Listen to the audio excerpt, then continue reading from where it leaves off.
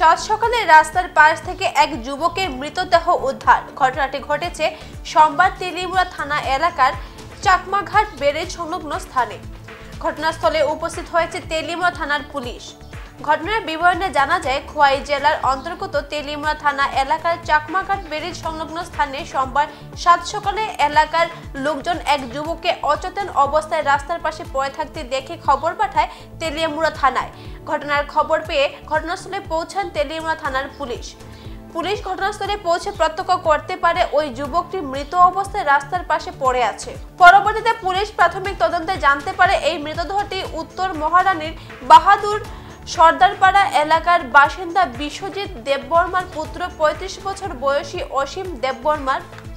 এদিকে থানার পুলিশ তৎপরতার মৃতদেহ উদ্ধার করে ময়নাতদন্তের জন্য নিয়ে আসা হয় তেলিয়ামুড়া মহকুমা হাসপাতালে এবং মৃত যুবকের বাড়িতে খবর পাঠানো হয়।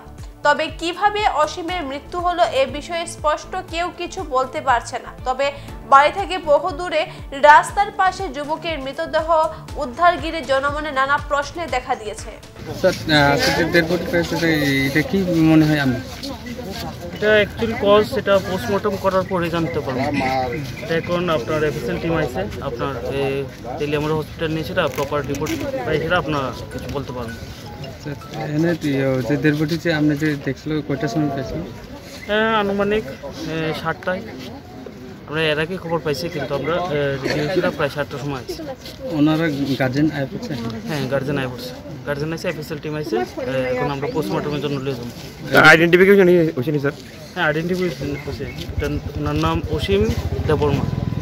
অ্যাড্রেস কল্যাণপুর, উত্তর মহারানীপুর, কল্যাণপুর পিএস রান্ডার। এখন আপনাদের লাশ কি করবেন স্যার? এখন এটা পোস্টমর্টমের জন্য আপনার তেলিয়ামুড়া হসপিটাল নেওয়া হবে, তারপর বাকি তদন্ত সাপেক্ষে আপনারা বলা যাবে।